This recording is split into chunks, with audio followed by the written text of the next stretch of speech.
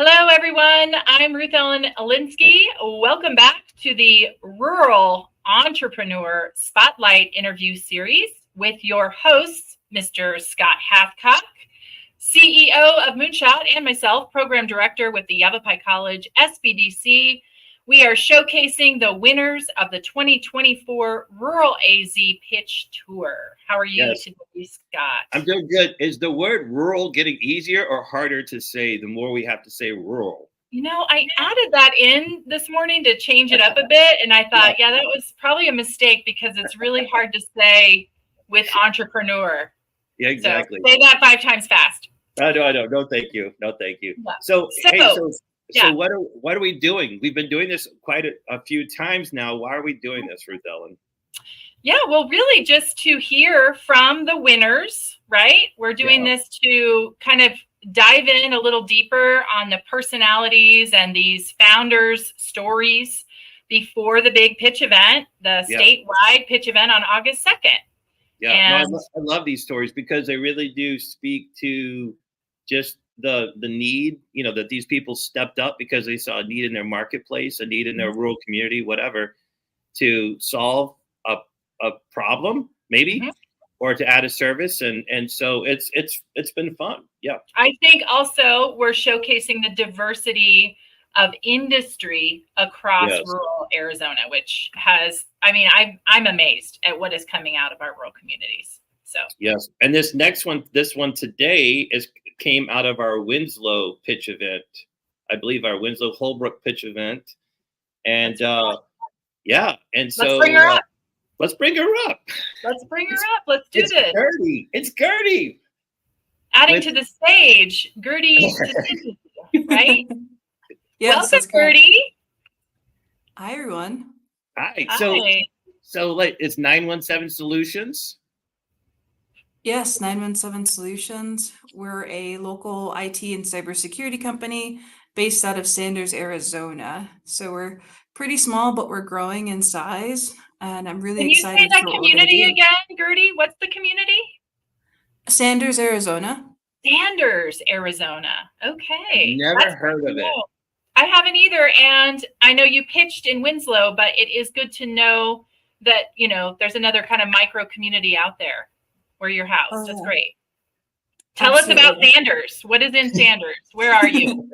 It's a pretty small town. It's located off of I-40. We're pretty close to the Petrified Forest. Gotcha. I know where that is. And I think we're best known for the sand plant that's out there. So it makes silica. Silica is used in Ethernet cables, a lot of tools that you use everywhere. So that's the claim to fame for that town. It's like Dune. Just kidding. Exactly. You're the spice unit. Are you from Sanders, Gerty, or where are you from? That is a good question. I'm originally from near Tuba City, Arizona. My family's from Hal Mesa, but we were relocated by the federal government to Sanders. And so they built out a community for us there.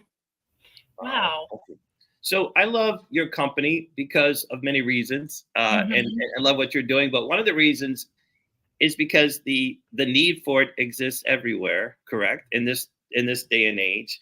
However, oftentimes a service you're providing does not exist in rural communities on the indigenous lands, you know, and so you are really filling a major gap that not only, you know, creates jobs, but also betters the community in general, right? Oh, yeah, absolutely. I think it's very critical to have cybersecurity in place for small businesses because there's a huge misconception that small businesses can't get hacked. But we see it every day. And it's really why I started my company, because I got really tired of watching small businesses get hacked and just lose so much money to these different scams and phishing attacks. Like, it's just incredible what's out there nowadays. Yeah. Did that happen to you personally, or did you have members of family? Like, just diving a little bit more into your why, was it a personal event that occurred that you can share? Yeah, so I was an IT leader, and the organization that I worked for really didn't have the funding to invest in cybersecurity. So I had to be really witty with how I set up things.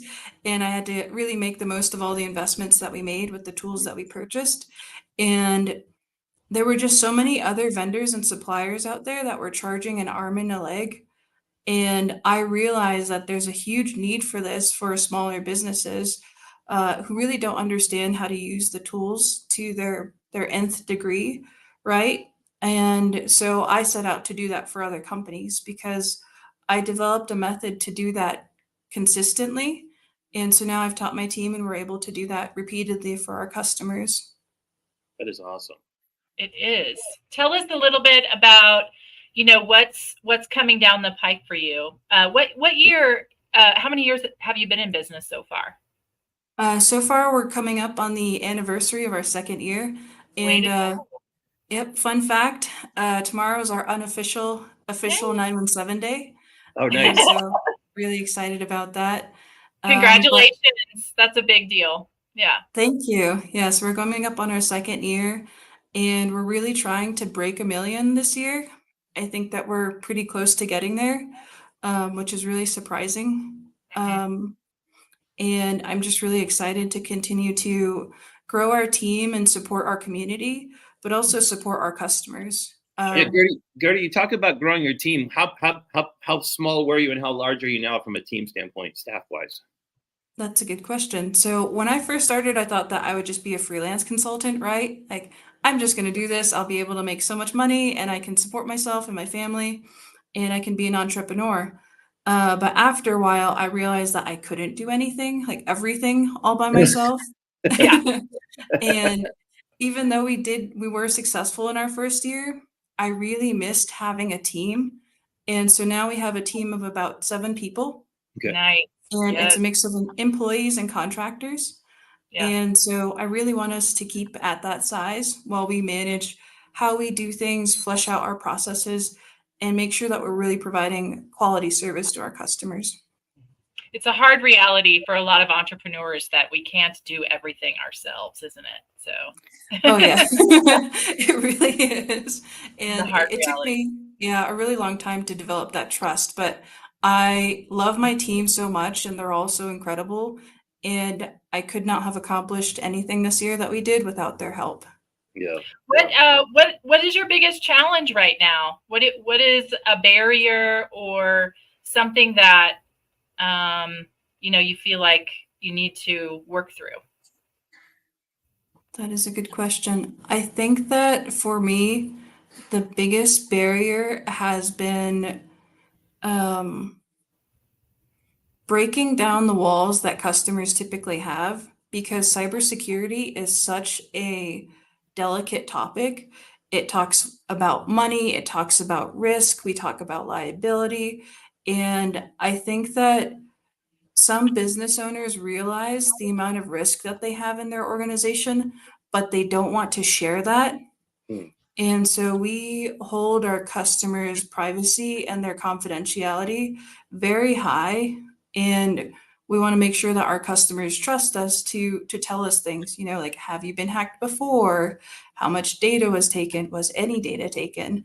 Has anything suspicious been going on? What is your financial situation currently? Because a lot of business owners, when it comes to cybersecurity, they don't think about downtime, right? Because if your company is going to be down for a month, how much is that going to impact your sales? How much is that going to impact your service? Sure. Yeah. Sure. Can you even be down for a month? Yeah. So my bias would answer this question. So tell me if this is incorrect, Gerty, but my bias would say that our biggest challenge is that we're not from a major market. And so do people typically say, well, I'll just go to Phoenix for this? Because for some reason, like I'm saying, it's something that I've seen with a lot of companies. Are you faced with that at all? Yeah, I think that some businesses think that they're just too small to get hacked, or people don't realize that they exist on the internet. But a quick dark web search normally yields different results about people in your company, right? And the data that has been stolen previously. So a lot of the times, I guess what I'm asking though, Gerty, because of where you're located as a company, do people view you differently than if you were located out of Phoenix? In an urban area. In Yeah. a more urban area. Is that a challenge? Is that a challenge for you to say, hey, listen, we got this. There's no need to go to Phoenix. I can keep you safe. We're professionals. Yeah. I don't think that we really experienced that a lot. That's good. Okay. Which is really surprising. But we like to collaborate with our customers a lot. And so when they're local, we tend to visit them in person, because there's not really anyone in my area that's doing cybersecurity. I think that we're the only person within like a 200-mile radius. So we try and make sure that we can visit people locally to do that assessment. Gerty, I know you can't share the business's names, but could you share a few industries that you're working with? I think it's important for people who are watching, the thousands and thousands of people that are watching. That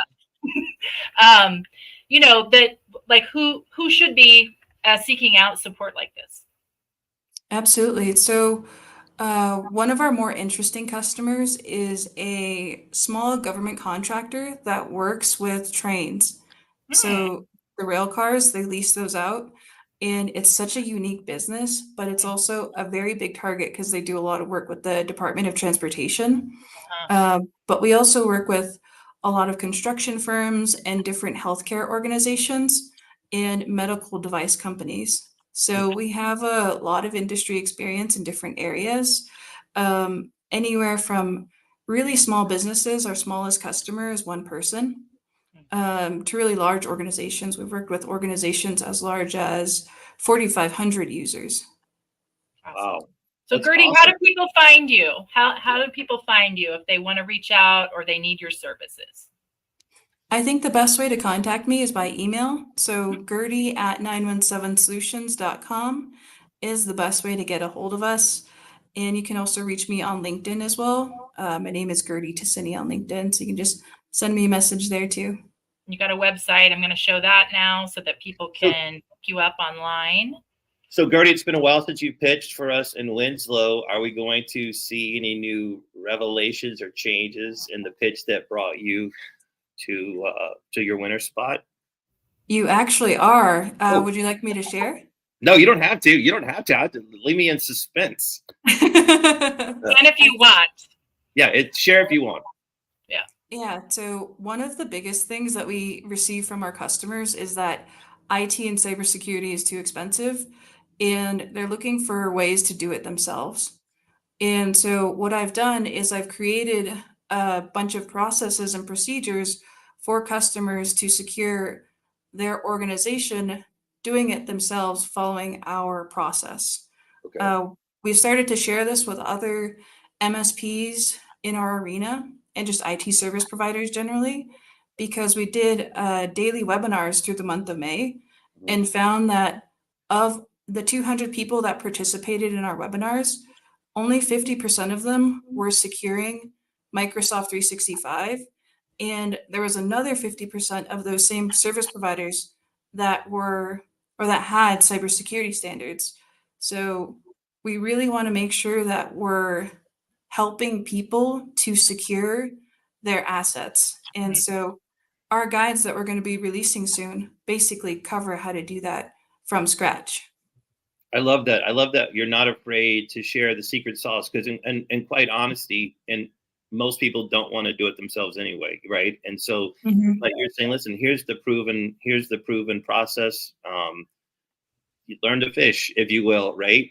But if you don't have time to fish, then we'll fish on your behalf. But at the same time, it's great. It's great that you are open and willing to share, especially to those budgets that don't have the means to pay for your services directly. Absolutely. So I'm hoping that we have a greater impact on our community, but also just the IT service provider space in general, really upping the standards. Yeah. Wonderful. Well, Gerty, congratulations on your big win. It's really exciting, and I'm so glad to know about you. I already took some notes. I'm already thinking ahead on ways I could reach out and use your services too. So Yes. It's Awesome. very exciting to know you're out there in northern Arizona, And we will, and then we'll see you in Cottonwood on August 2nd. So we can't wait to hear your pitch and learn about the new guides you're providing for services. So look forward to that. Thanks for sharing your Absolutely. story. Yeah. Thanks Thank for you coming so out much. today. All right. Bye-bye. All right, bye. Bye, Gerty. Wow. Don't you immediately start thinking though of how vulnerable Everyone is. Yeah. Yeah, I do. That's exactly. I got a little bit of anxiety during this one. I know. She's awesome. Yeah. Yeah. I think she didn't talk about it, but if I'm not incorrect by saying this, she came from a corporate world of doing this, running these teams. And so I love the fact that when people though, they want to charge off on their own, as she was saying, and be this consultant. And then you realize, okay, well, I can't do it all by myself. And I kind of miss the team element, Well, and it's that realization of, you actually can do better and do more if you have, more than just you. Yeah. And it sounds like she's created quite a strong team and she knows she can rely on them. And yeah, as an entrepreneur, you got to let go a little bit, right? Yeah. But again, about to cross the 1 million mark this year, year 2. Year 2. Yeah, 7 employees. That's awesome. Yeah. Serious demand for her services.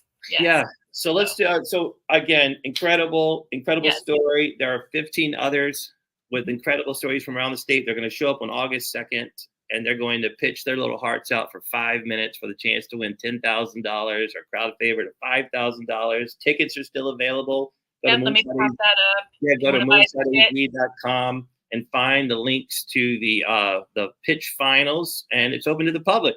You just got to pay for a ticket, but it's going to be an incredible night. It's inspirational, it's aspirational, and it's, can I say, kick-assable as well. You can say whatever you want. It's exactly. Our show. We have 4 people watching. 2 of them are mothers. And one is still Gerty, Right, exactly. But Ruth Ellen, I've enjoyed this again. Thank you so much for doing this with me. Yeah. See you next time. And thanks everyone for joining us. Stay tuned for more entrepreneur spotlights in this series. We're excited to share these stories from rural Arizona and these incredible founders that are lining up to pitch their hearts out on August 2nd. We'll see y'all next time. All right. Bye.